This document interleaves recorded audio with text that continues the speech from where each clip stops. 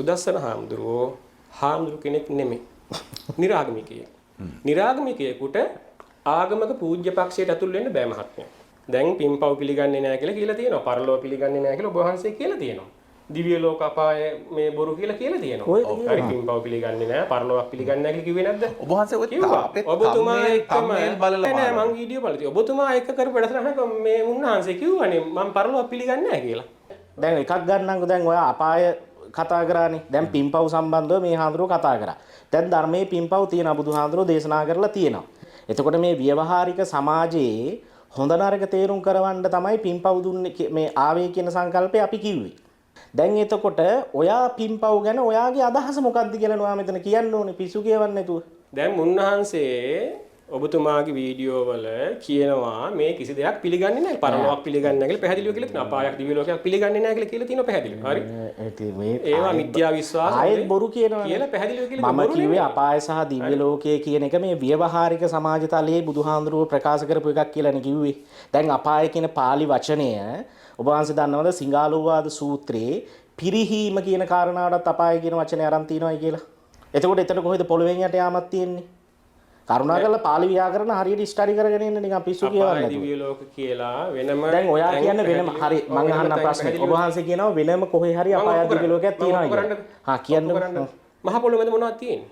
ලෝදිය තියෙන්නේ.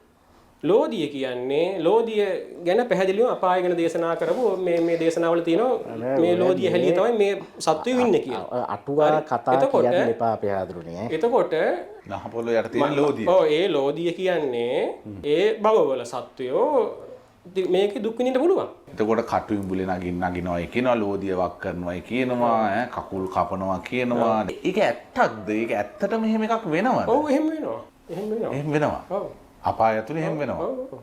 හරි බුදුදහම පැහැදිලිවම ඇසරෙන් නොපෙන ලෝකයක් තියෙනවා සත්තු වෙනවල පිළිගන්නවා.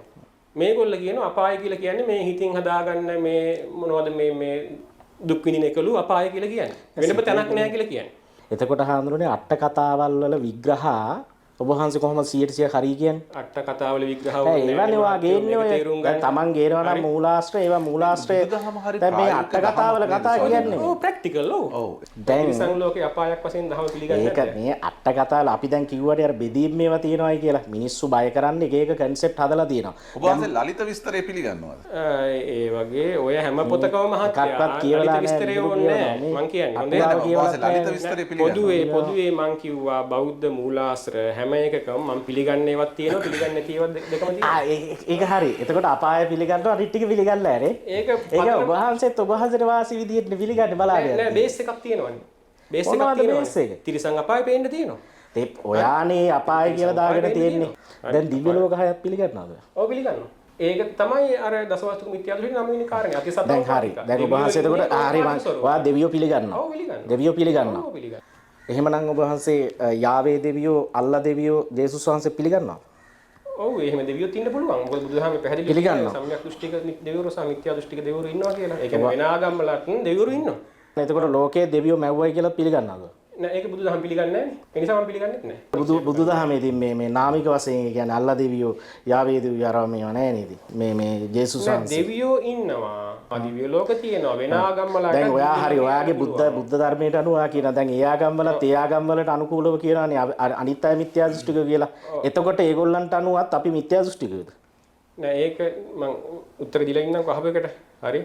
දෙවිවරු කියලා જાතියක් ඉන්නවා. හරි දෙවිවරු කියලා જાතියක් ඉන්නවා. වෙන ආගම්වලටත් දිව්‍ය ලෝකේ යන්න පුළුවන්. ඉතින් භෞතිකව අපිට දිව්‍ය ලෝකේ කියලා එකක් තියෙනවා. ඒක ලෝකයේ කියන භෞතිකයේ පමණක් නෙමෙයි. කියන බව පිළිගැනීම තමයි දසවස්තුක මිත්‍යා දෘෂ්ටියේ 9 වෙනි කාරණේ. මම ඒක පිළිගන්නවා. මම බෞද්ධයෙක් බුද්ධ ශ්‍රාවකයෙක්. දැන් අපි කියවර දසවස්තුක මිත්‍යා දෘෂ්ටිය ආවේ කොහොමද කියලා. දසවස්තුක මිත්‍යා දෘෂ්ටිය පැහැදිලිවම හඳුනන්නේ වේද ග්‍රන්ථ වලින් බුද්ධ ධර්මයට ආපු ඒවා. තව ඕනනම් ඔබ වහන්සේට කියන්නම් එහෙම ආපු ඒවා ගොඩක් දේවල්. මම වහන්සේ දැන් ඔන්න දිව්‍ය ලෝක පිළිගන්නවා. දැන් එතකොට අපි දන්නවා ග්‍රීසියේ ඔලිම්පියා කියලා වෙනම දේව මණ්ඩලයක් තියෙනවා. ඊළඟට පර්සියාවේ සරතුස්ත්‍ර ආගමේ සහ ඒට పూర్ව පර්සියානු ආගම්වලත් අහුරු මිස්දා වගේ ඒක වෙනම මේකේ ඒගොල්ලන්ගේ දිව්‍ය ලෝක සෙට් එකක් ඉන්නවා. ඒ වගේම ස්කැන්ඩිනේවියානු රටවල් වල වල්හල්ලාවේ ඕඩින් ප්‍රධාන කොටගත්ත තෝර් ප්‍රේයා ලෝකයේ නෑ රංගන මං අහන්නේ එතකොට කෙටියෙන් නේ පැහැදිලි කරන දැන් ඔබ වහන්සේ දන්නෙත් නැහැ දන්නේ නැහැ කියලා දන්නේ නැති කෙනෙක්ට පැහැදිලි කරද්දී ඒක පැහැදිලි කරන්න බෑ මම පොඩ්ඩක් ඉන්න මගේ පැහැදිලි කිරීම කරන්න දෙන්නකෝ ඔබ වහන්සේ ඊට පස්සේ දැන් ඉස්ලාමයේ අල්ලා දෙවියෝ පිළිගන්නවා ඊළඟට ජුදාවරු යාවේ දෙවියෝ ඊළඟට ක්‍රිස්තියානියේ ජේසුස් වහන්සේ පිළිගන්නවානේ එතකොට ඔබ වහන්සේගේ දැන් මේකට අනුව සියලුම දෙවිවරු පිළිගන්නවද ඔව් මේ සියලුම දෙවිවරු නෙමෙයි මං අහන්නේ අර සියලුම දෙවිවරු පිළිගන්නවද ඉන්න මම ඒකට මේ තියාගෙන ඉන්න හරි වතුර ටිකකුත් දෙන්නද yes no කියලා මේ උත්තර දෙන්න බෑ මට ඒක පැහැදිලි කරන්න ඕනේ නෑ ඒ ආගම්වල දිව්‍ය ලෝකවල නම් මම දන්නේ බෞද්ධයෝ විතරයි මං කියන්නේ දෙවිවරු ඉන්නවා හැම ආගමකම දිව්‍ය ලෝකේ යන්න ක්‍රම තියෙනවා හැම ආගමකම මේ දෙවියෝ පිළිගන්නවා පොඩි එක ප්‍රශ්නයක් එක්ක මම යනවා ස්කැන්ඩිනේවියානු රටවල් වල හරිද වල්හල්ලාවට එක්වීමට තියෙන මේව එකක් තමයි රණසූරයෙක් වෙලා අනිත් අයගේ බෙලි කපන එක හරිද එතකොට ඉස්ලාමයේ තියෙනවානේ අල්ලා දෙවියෝ එතකොට ඒකත් එතකොට ඒ ආගමට අනුව පිනක්නේ එතකොට ඒ පින සම්බන්ධව මොකක්ද ඔයාගේ අර්ථකථනය දැන් ඕගොල්ලෝ පින්පව් ගේනවනේ හරි කියන්නකෝ ඒක මේ ඉන්ටෙලෙක්චුවල් ට්‍රැඩිෂන් කියන එක දන්නවද ඔබ ඒකට තමයි අපි කියන්නේ මිත්‍යා දෘෂ්ටින් කියලා දැන් ඔයා කියනවා දෙවියෝ හරි එතකොට ඔයා කියනවා දැන් ඒ දෙවිවරු මිත්‍යා දෘෂ්ටිකෝ කියලාද කියනවා නෑ ඒ ආගම මිත්‍යා දෘෂ්ටින් කියලා අපි කියන්නේ ඒකනේ මිත්‍යා දෘෂ්ටි. ඔව්. බුද්ධාගම සම්මිය දෘෂ්ටිකය කියලා කියනවා. එතකොට ඒ ආගමිකයෙක් කිව්වහම ඒ ආගම් සම්මිය දෘෂ්ටිකයි බුද්ධාගම මිත්‍යා දෘෂ්ටිකයි කියලා ඒකට මොකක්ද ඔයාගේ උත්තරේ? දැන් ඔයා මේ බේස් එකේ ඉඳලා අර බේස් එක මිත්‍යා දෘෂ්ටිකයි කියනවා. ඒ බේස් එකේ ඉඳලා දැන් ඔයා කිව්වේ මිත්‍යා දෘෂ්ටික දෙවිවරු ඉන්නවා කියලා. ඒ ධර්මයේනේ තියෙන්නේ. ධර්මයේ කියවෙන විදිහට හරි දැන් ඔයා පැනලා යනවා නේ උත්තර ප්‍රශ්න වල. හරි මට මිස්ටේක් එකක් වුණාද මට කියන්නකෝ.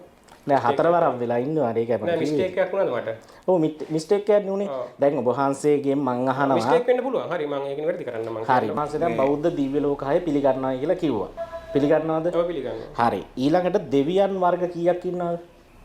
වර්ග ගැන නම් මට එහෙම මේ කියන්නේ දැන් අර ගාථාවේ නම් කියන්නේ දැන් ආකාසට්ට බුම්මට්ට ඒ පසුකාලීන මේව ගන්න ආකාසට්ට බුම්මට්ට මම කියන්නේ මෙහෙමයි. විවිධ වර්ග ඉන්නවා. නෑ ඔන්න මං කියන්නම් මේ මූලාශ්‍රමේවා දැන් මේ ත්‍රිපිටක මූලාශ්‍රත් එක්ක එන්නේ නම් දැන් මේ හාමුදුරු මූලාශ්‍ර ගේන්නේ නැතුව මෙයා මේ එහින් මෙහින් ඔහින් ආකාසට්ටාචාරව මේවා කියලා මේ වන්දනා ගාථා ටිකක් වේ කියන්නේ මං ගේ නම් මූලාශ්‍ර දේව වර්ග තුනක් බෞද්ධ දර්ශනේ කතා කරනවා බේසික් එකක් තමයි සම්මුති දේව සම්මුති දේවක රජවරු රාජකුමාරවරු සහ දේවීන් වහන්සේලා විසුද්ධි දේව කියලා ඉන්නවා බුදු පසේබුදු මහරහතුන් වහන්සේලාත් දේව කියලා හඳුන්වනවා ඊළඟට තමයි උප්පත්ති දේව උපත් දේව කියන්නේ ඕපපාතිකව උපදින අය හරිද ඒ තමයි මේ ෆැන්ටසි ගතව ගේන දේව මේක. දැන් ඊළඟට මේ හාමුදුරුවෝ කතා කරපු දිව්‍ය ලෝකය තමයි චාතුම් මහා රාජික, ආවතින්සේ, යාමේ, තුසිතේ, නිම්මාන රතිය සහ පරිනිම්මිත වසවත්ති. හරිද? එතකොට චාතුම් මහා රාජිකය කියන්නේ ධෘතරාෂ්ට්‍ර, විරූඪ, විරූපාක්ෂ සහ වෛශ්‍රවණ කියන දේව රජවරු ඉන්නවයි කියලා සඳහන් කරන දිව්‍ය ලෝකේ. ඔබ වහන්සේ දැන් මේ දෙවිවරු හතර දෙනා පිළිගන්නවද? පිළිගන්නන්නේ නැද්ද කියලා? කියන ඔය විස්තර දැන් ඔයා කියන ඒවා අදාළ නැති වෙන්නේ කොහොමද? මම මේ සූත්‍ර මේවනේ මහා සමය සූත්‍රය කියවලා නැද්ද? අංග අහන්නේ මේ දෙවිවරු සතර මහා දෙවිවරු පිළිගන්නවද කියන්නේ? ඔව් පිළිගන්නවා. එහෙම කියන්න ගන්න එහෙම වෙනවට යන්නේ නැතුව. දැන් ඔන්න තියෙනවා මහා සමය සූත්‍රයේ දැක්වෙන ආකාරයට සතරවන් දෙවිවරු කියනවා දතරට්ට පෙරදිග දිසාවට අධිපති ගාන්ධර්වයන්ටද විරූඪ දකුණු දිග දිසාවට අධිපති කුම්භාණ්ඩයන්ටද විරූපාක්ෂ පශ්චිම දිසාවට අධිපති නාගයන්ටද වෙස්සවන උතුරු දිසාවට අධිපති යක්ෂයන්ටද අධිපති. දැන් බෞද්ධ මේවයකනෝ යක්ෂයෝ දෙවිවරු නෙවෙයි කියනවනේ. හරිද? නාගයෝ දෙවිවරු නෙවෙයි. බෞද්ධ මේවයකට අනුව කුම්භාණ්ඩයෝ දෙවිවරු නෙවෙයි. දැන් එතකොට අපායේ සඳහන් වන ඒ වගේම ඒ කියන්නේ මේ දෙවියෝ නෙවෙයි කියලා සඳහන් වෙන අයට නායකත්වයේ දෙන අය ඒගොල්ලන්ට අධිපතියෝ මං අහන්නේ කොහොමද මේ දිව්‍ය ලෝකෙක ඉන්නේ කියලා මං අහන්නේ. ඔව් දැන් දේව සංකල්පවල තියෙනවානේ සංස්කෘතික දැන් ඔයා අහන අයවනේ මේ මවාගත්ත ඒවා කියලා. හරි උත්තර දෙන්න. දේව සංකල්පවල තියෙනවා සංස්කෘතික සංකල්ප හරියට සංස්කෘතික දේව සංකල්ප හරියට තියෙනවානේ. දැන් කවුරු හරි කිව්වොත් ඔය හය ඒ කියන්නේ මේ අපාය හතරම සංස්කෘතිකයි කියලා මොකද කරන්නේ එතකොට? නෑ බුදුදහමේ සඳහන් වෙන ආකාරයට ඒක සංස්කෘතික නෑ. මේ බුදුදහමේ සඳහන් වෙන එකක් නෙමෙයි කියන්නේ. එතකොට මේගොල්ලෝ දැන් මෙතන දිව්‍ය ලෝකයකට එන්නේ කොහොමද මං අහන්නේ යන්නේ ඒකයි අහන්නේ. මට ඔයාලට ඕනනම් පුළුවන් සතර වරක් දේව සංකල්පය කොහොමද ආවේ කියලා පැහැදිලි කරන්න. හාමුදුරුවනේ මේවා ඔක්කොම හරි මං කන්සෙප්ට්. මේ ස්කෝලර්ස්ලා කියන කාරණාව තමයි මේ සතරවරන් දෙවිවරු කියලා කියන්නේ ස්වදේශික මේ මිනිස්සු. ඒ කියන්නේ ආර්යනාර්ය මේවා එකත් එක්ක තමයි මේ දේව මේවා එක මේ වුණේ කියලා. මූලාශ්‍රවල ඕවා ගැන සඳහන් වෙන තොරතුරු වල ගැටලු තියෙන්න පුළුවන්. ඕවා විතරක් නෙමෙයි දැන් පොදුවේ මමත් එහෙනම් ඔයා අර දක්වන මේවයිකෙත් ඔය දසවස්තුක මිත්‍යා දෘෂ්ටියේ මේ මූලාශ්‍රෙත් ගැටලු තියෙන්න පුළුවන් එහෙමනම්. මේ මූලාශ්‍රයේ ගැටලු තියෙනවා. මම කියන්නේ මොන පදනමෙන්ද කියන්නේ? ඒක ප්‍රඥාවන්තයාට තේරුම් ගන්න පුළුවන්. මොන ප්‍රඥාවෙන්ද තේරුම් ගන්න? ප්‍රඥාවෙන් අවබෝධයෙන් ඉහළ කරාට මොන ප්‍රඥාවෙන්ද මොන අවබෝධයෙන්ද කියන්නකෝ ඒක. මට තියෙන අවබෝධයෙන් තේරුම් ගන්න. මොකද්ද වහන්සේට තියෙන අවබෝධය? ඒකට සෝවාන් වෙලාද සකෘදාගාමීද? එහෙනම් මොකද්ද? එහෙනම් ඔය ලෞකික අවබෝධයක්නේ. ලෞකික අවබෝධයෙන් තියෙන කෙනෙක් කොහොමද මේවා කරගන්නේ? මේවා තේරුම් ගන්න සෝවාන් වෙන්න ඕනේ නැහැ.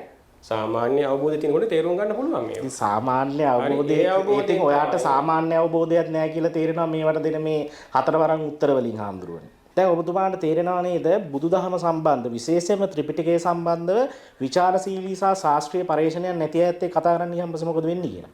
ඒකට ජීවමාන උදාහරණය තමයි මේක හාමුදුරුවෝ. මම to the point මම කතා කළා. හරි වත්තවටේ ගියේ සුදස්සන හාමුදුරුවෝ.